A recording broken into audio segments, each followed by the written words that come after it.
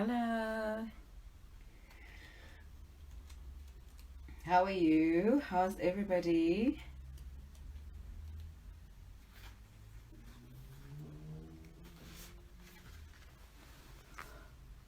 Today I'm reading from the first volume of the Gerald Kraak Anthologies. I've been reading from the anthologies every Wednesday. Hello. Hi, everybody. So today I'm going to read from the purple one, which is the first one. I'll read the back of the book first, and then I will choose a story which I will also pin once I've started.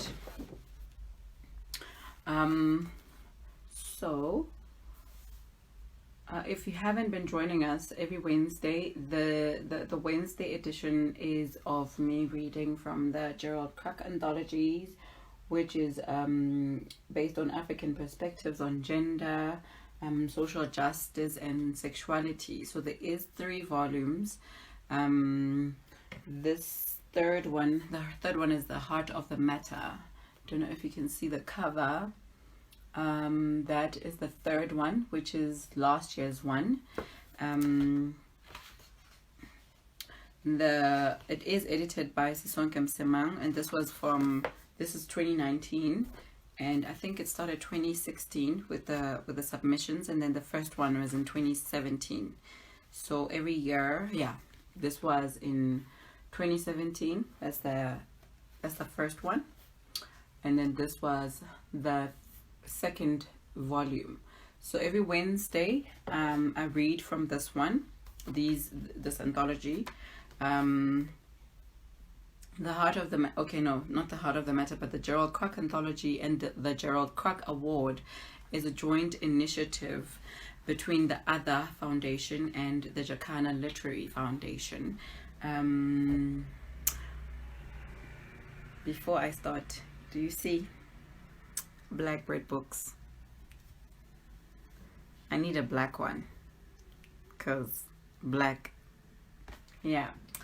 But yes, I got this with my order, my delivery from Blackbird Books, which was from them for Sylvester Chauke's Stand Against Bland. So if you go onto the website, you do get, if you buy, I think, a certain amount of books, then you get a free penny. But yeah. So every Wednesday, if you haven't been joining every Wednesday, so every Monday we read from New Daughters of Africa, which is what I read yesterday, and then I read that on, what's today? Today's Wednesday, right? Yes. So Tuesdays I read anything from a feminist book, and yesterday I read from Feminism Is. I read from Living While Feminist. So if you have missed some of the live readings, you can check that out on IGTV or on the YouTube page, which is Bookamoso Book Club. Some of the readings from these 3 have also made it on there. I haven't pinned today's book reading because I haven't decided what am I reading. I know we've read Poached Eggs. The video is up on IGTV, and we've read from 2 Weddings for a Mwat, which was 2 weeks ago. Maybe we should read, I like the titles, Resurrection, or I think that is a poem. So there is poetry and there's photography as well. So the cover came from this photography entry. Let me see who is the photographer for this. Sarah Waiswa. Sarah Waiswa is actually a joint winner with the author who wrote Farah Ahmed, who wrote Poached Eggs. So for this one, there was 2 winners. That was the inaugural volume. maybe I should read. So she calls this the photography Stranger in Familiar Land, and that cover image comes from that. I don't know if you can see those, but there is poetry, there is essays, there's short stories. Yeah, let me read the back.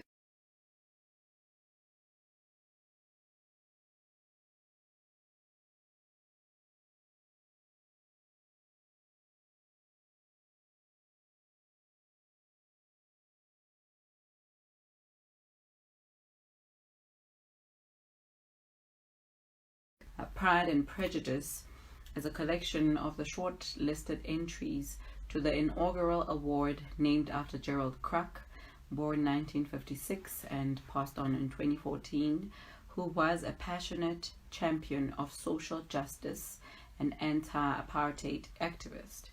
These stories are a badge of honor for those who work tirelessly to keep hope alive by working towards lasting change, and for those who continue to love in spite of the fear. Yeah, so I know some people have bought these three from Loot. I got mine. I got this first one at Love Books, and these ones at the Jacana sale. So I'm gonna read from, let's see, A Place of Greater Safety.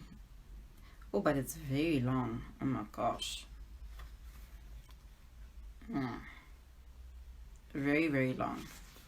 I see it starts from page 14 up until 40 something. So that is very long. Okay. So A Place of Greater Safety is on homosexuality, hopelessness, and HIV in Cape Town. And it's written by Bears DeForce.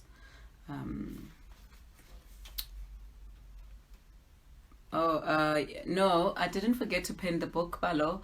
I said hello, Salves. Hi, everybody. Hi, Queen. Welcome, welcome. So I said that while I was explaining about the book readings on Wednesdays being for the Gerald Kraak Anthology, I said I haven't decided on a story to read yet for today. But I have decided that I was going to read from the first volume, because last week I think I read from the third one. So I'm going to start it that way. Every week I'll do 1, 2, 3, and then I'll rotate. But every Wednesday, Mondays it's New Daughters of Africa. Tuesday is any feminist text. And Wednesdays is from the Gerald Kraak Anthology. And Thursday and Friday will just be from new books that I do have. If I do have, or if there is any short stories that I can read from a device. Yes. Simula did suggest a new book today. So I will be checking it out and seeing if there are any copies available. But you're more than welcome to suggest something to read from what I already have. If you're not sure, you can just DM me and let me know. Then I'll be glad to do so. But I actually I saw something here when I was paging through. Amatesiro Dore has written in her submission, or their submission, for Men Who Care. So it is on page 89. I'm going to read that. So maybe I will pin it. Hold on. 89. For Men Who Care, Amatesiro Dore. Let me see if I can spot Amatesiro's bio. Then I can read that. Amatesiro Dore is a 2009 alumnus of the Farafina Trust Creative Writing Workshop, former managing editor of Vanguard Spark, an imprint of Vanguard newspapers, and a 2015 fellow of the Ebedi International Writers Residency. He studied law at the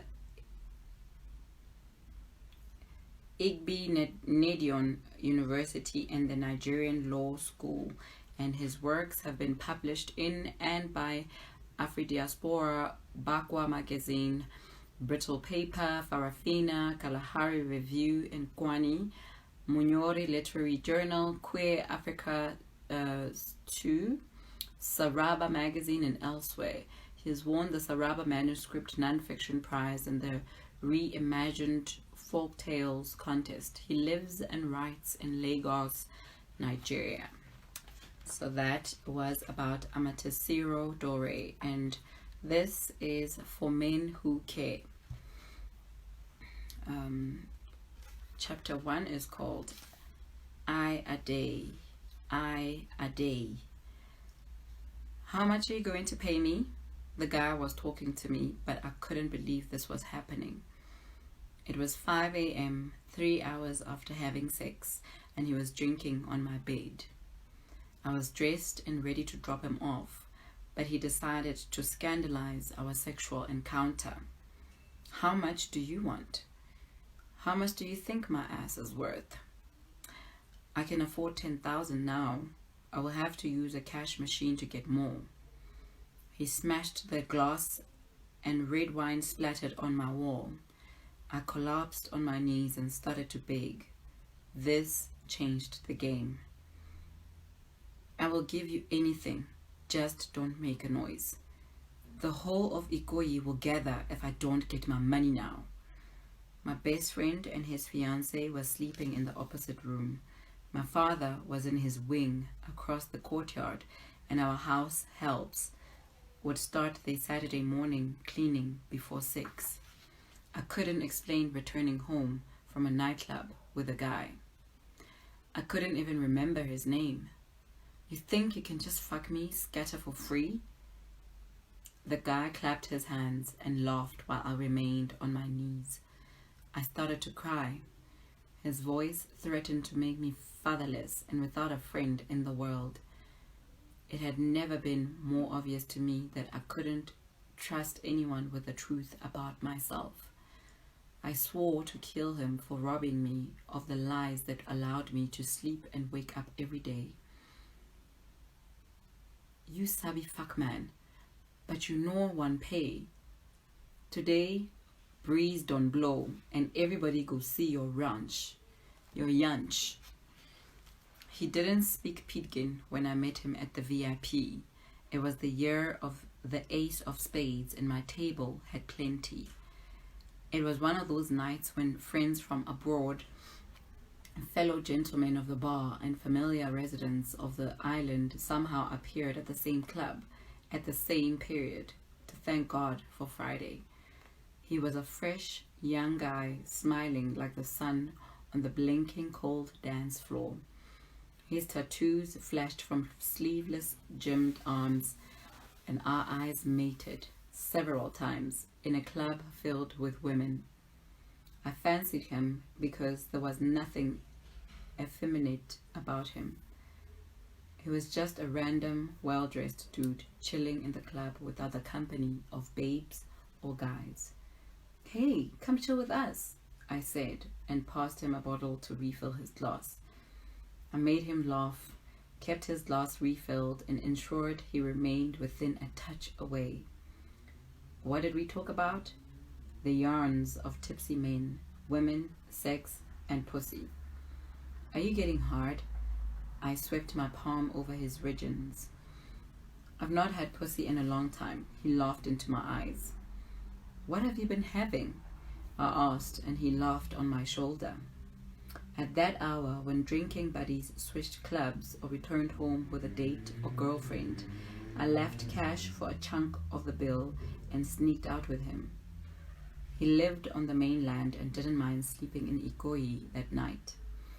The other option was to hop from club to club until 5 a.m., when it would be safe to cross the third mainland bridge. You can crash at my place if you promise not to rape me, I said as we laughed all the way to my car. I promise to moan softly and no one will hear me scream when I come, he said. I thanked God for meeting him. My best friend was visiting from Port Harcourt, to spend a weekend with his Lagos-based fiancée. I'd known Tonye since secondary school. We attended different universities, but our mothers presided over different divisions of the Court of Appeal. His fiancée's car was in my car park when I drove in with my conquest. I wondered if they could hear the early morning drama unfolding in my room. Don't try anything funny. I kept the condoms you used to burst my yanch, the guy said, and brought out a wad of tissues from his pocket. He made me sign an undertaking to pay him 200,000 naira for fucking him.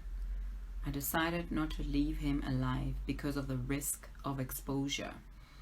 Let's go to the ATM, I said. He crept out of my room with glee in his eyes.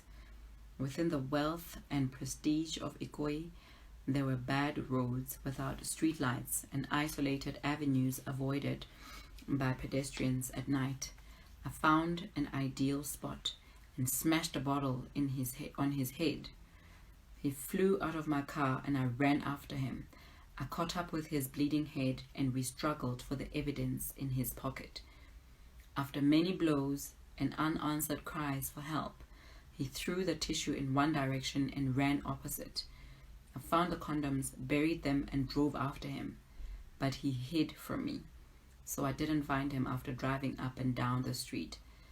As dawn and joggers appeared, my rage fizzled out and I returned home. The worst part was that I couldn't tell anyone. I couldn't share my shame and receive consolation for my pain. I dug my grave deep inside the closet, and no one could hear me cry. After many years, you saw him again. Okay, so that is number 2. Because number 1 was Ade, and number 2 is Emeka. After many years, you saw him again, but there was age in his eyes, stress on his smile, and the experience of 1,000 lives rested on his agbada. He was no longer the fine boy you once met. A refined man was wearing his skin, and something had humbled his heart. "Hello, it's me," Ade said. His baritone voice reminded you of his naked skills. You hugged him.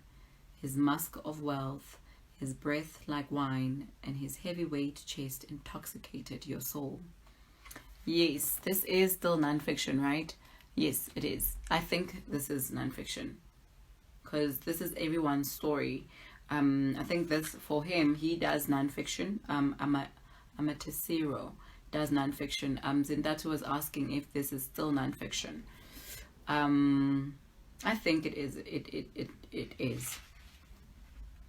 Okay. You hugged him. His musk of wealth, his breath like wine, and his heavyweight chest intoxicated your soul. "Where have you been?" he asked as he led you to one of the many empty tables at the ritzy restaurant in Ikoyi.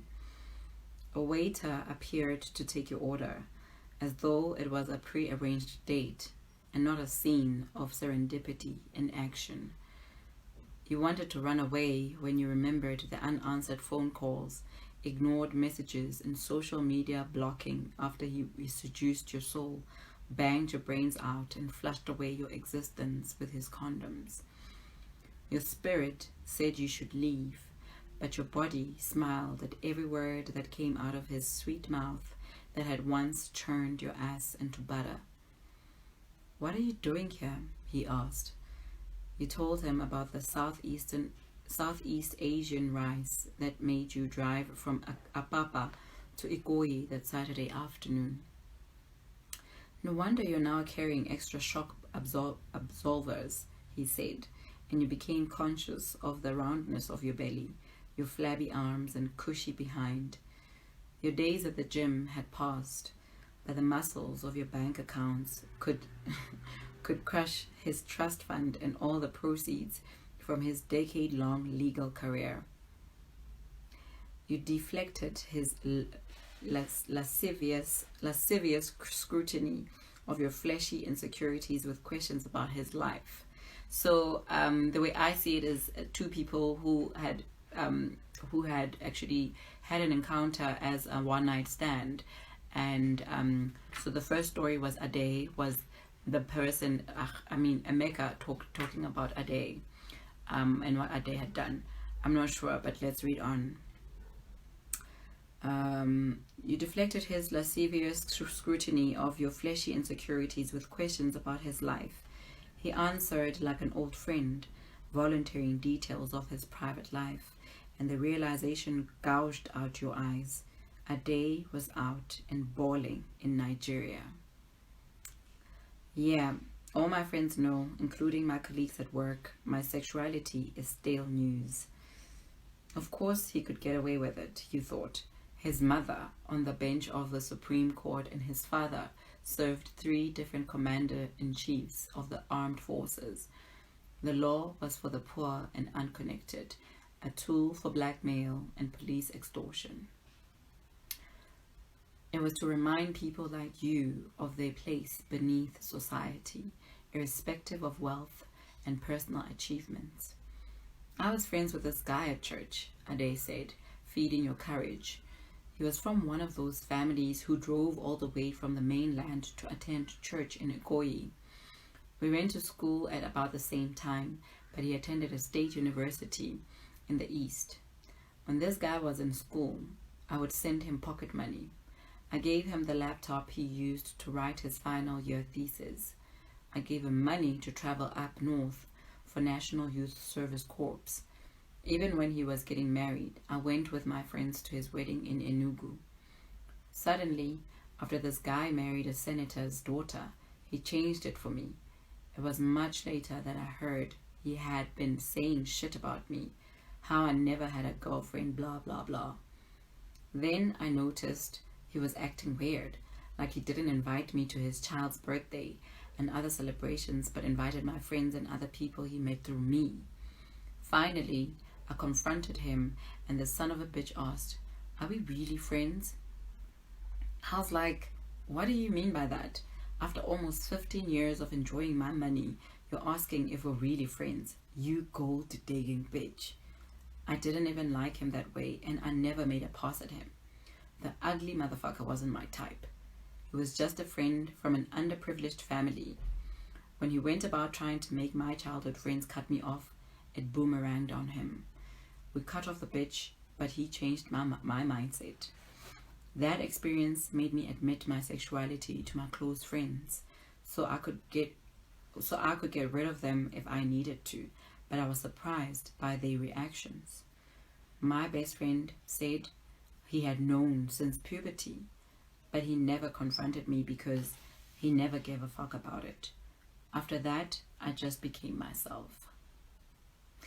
And you fell in love with the pain in his eyes, the vulnerability of his heart, and the pride puffing up his chest. As he spoke, his words gathered the detritus of your heart, and like Humpty Dumpty, you were put together again. But that guy made me hate weddings, and I became suspicious of my straight friends. I cut off everyone like him, anyone who was financially dependent on me, and those who needed my friendship to survive. I refused to pay for my sexuality, to bribe people for friendship, or to permit anyone to tolerate me because of my parents or what I have. You asked if he was wearing a wedding. I saw Abi, and he confirmed your guess. You asked why he wasn't at the wedding, and he said he left the reception when he realized the newlyweds wouldn't attend his wedding if he invited them. Why? You asked. Because I want to get married to a guy, get divorced if it doesn't work out, and remarry like every other fucking person. I hope to meet a Nigerian guy and have a lavish wedding, and have a lavish Nigerian society wedding with my friends and family in attendance. Those were the words that changed your life. You never knew a man could care for another. You hadn't known that a Nigerian man could love at the risk of death, that any African man could pledge his life to another man. He wasn't perfect and he wasn't proposing, but you were willing to try to fall in love and have your heart broken like every other human being. If Ade could love himself and be himself, there was hope for you and for men who care in Nigeria.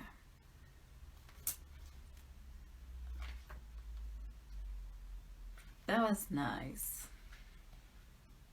Yes. It all makes sense now. The author is a guy. Yes, and that too. Yeah, that's what I said. Yeah. So the chapters are broken down into, because now there is chapter 3, which is Aliyu. So that is Aliyu's story. Let me see the time. And it's past.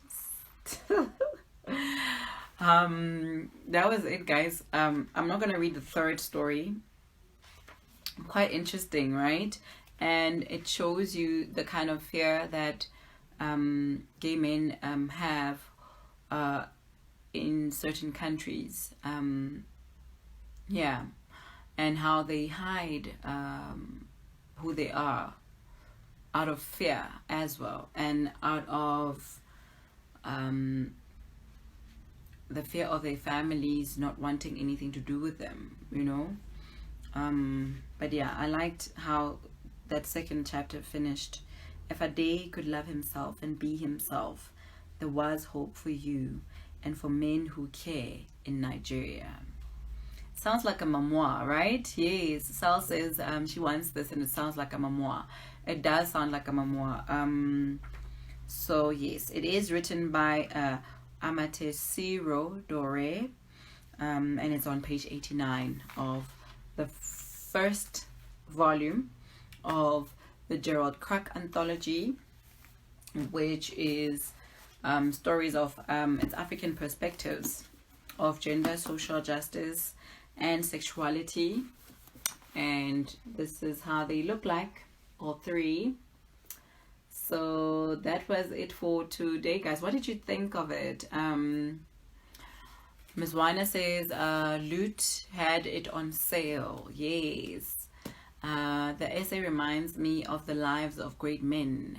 So yes, I haven't read Lives of Great Men, but I know Salz and Ms. Weiner are part of Between the Covers book club, and they used to meet monthly, and I think they did discuss the lives of great men, and one of them, I think a few of them actually met the author.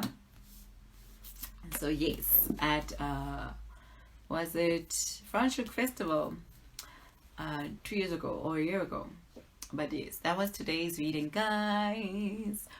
What do you think of these themed readings every Monday, every Monday, every Tuesday, every Wednesday? So on Mondays I read from this thick book, New Daughters of Africa, and on Tuesdays I read from feminist texts. So yes, yesterday I read from Living While Feminist, and I think 2 weeks ago or so I read from Misbehave. So if you have been missing out, you can actually check out the videos on YouTube. They are under Bookamoso Book Club. Sal says yes, we read Lives of Great Men in June 2019. Yeah, yes. And Zindato says he is such a gorgeous man, right? He's so gorgeous, Frankie. Very pretty. Yes. But yes, we met him last year at a Bantu, and he was so gorgeous. He was really nice. Most of these authors who come through are very, very welcoming. Sal's, oh okay, so Palo is asking Sal's if, okay, so there are some book clubs that do virtual meetings. Yes, you guys still do meet virtually now. Yeah. So all the book clubs are now meeting virtually. Last weekend, I attended a catch up with Literary Alliance Book Club, and I know BTC also meets virtually. We've had to. Shame, man. I'm sorry, Zinda too. Okay, so there are people who missed out on a band too. Unale jealous down ya oya go misa abantu. um Chavis was asking if some authors are really welcoming. Yeah, no, and yes, some are, some aren't, but mostly 90% of 98% are always nice. Ms. Weiner says, I'm showing off. I saw him at Franschhoek in Abantu, yes. So Ms. Weiner also attended Franschhoek. That's where the first group of Between the Covers members met him for his sessions at Franschhoek Literary Festival. And we met him at Abantu in December. So she had a double spoil. So yes. Zindatu is not having any of this. She's jealous. But anyway, guys, that was today's reading. So I like what Sisonke Msemang says about one of the volumes here. She says the heart of the matter gets precisely to the core of ensuring that our great grandchildren will find traces of us that reflect the magnificence and ordinariness of who we are today. These stories are a nod to the small, ordinary loves and the little moments and the tiny victories that make life big and beautiful and survivable. I love that. And she is the editor-in-chief and she is the head judge for these. And if you do want to know more about what the Jacana Literary Foundation is doing, you can just go onto Jacana and or maybe just Google the other foundation, because this is in collaboration with the other foundation and the Jacana Literary Foundation. So yeah, that was it, guys. I will see you tomorrow. Tomorrow is Thursday. I'll be reading from something else. And yeah, maybe I'll read from this, what I got yesterday. Loved the cover. Yeah, so I'll give it a look and then we'll see. I hope you enjoyed it. I will see you guys tomorrow. I'm feeling myself in my beanie. Y'all must go onto blackbirdbooks.africa to check out books. It's a Blackbird Books, ne? And then you must buy. Let's support Thabiso as an independent publisher. Bye bye. I love you. Remember, I will see you guys tomorrow. And if you missed this reading, it will be saved on the IGTV and on YouTube. I didn't load yesterday's video. Yeah, I'll load it up on YouTube just now. Bye. Ms. Weiner says, I must say I was enjoying the surprise of different books every day. Diffedile no. Yeah, like I do have other books that I haven't read, but guys, remember it's been 100 and what days of lockdown, so I don't have any more books to read for you guys. I do have books for myself to read, but I don't have any more books. There are some, but some of them are non-fiction, and it's just like ugh and sad, and so no. So I like the anthologies. I like short stories. I'll read from the short stories which I've read from. Then that way we can convince you guys to buy more. But yeah, Ms. Weiner, I see you, girl. When are you reading from Babasegi's Wives? You said this week. Didn't I read from Babasegi's Wives? You still have a book to collect from me. Ah, okay. Miss Wina bought me a book, guys. The Old Drift. So Miss Wina bought me a book, which I need to go fetch. Ish, that's haba. I'm scared to go outside, but I will. We'll talk. And Simula's asking, when am I reading from Babasegi's Wives? You said this week. Oh, okay. I'm so sorry, guys. I will read from Babasegi's Wives tomorrow. I sampled it myself, so in my head I had already read it for you guys. But yes, I will read. But now Miss Wina doesn't get the surprise because she says she wants the surprise of reading a new book. Tomorrow I'll be reading from this. Yeah, tomorrow let me put it there. I'll be reading from that. I'll see you guys tomorrow. Okay. I didn't read from, so I've got Babasegi's Wives and The Old Drift to read from. So I've got 2 more reads for Thursday and Friday. Yeah. I'll see you guys tomorrow. Hi, Bookaholic Queen. What's up? I'll see you guys on the on the stories on WhatsApp. If we're in the group, if a friend who buys books, kita skimana le Miss Wina. Bye.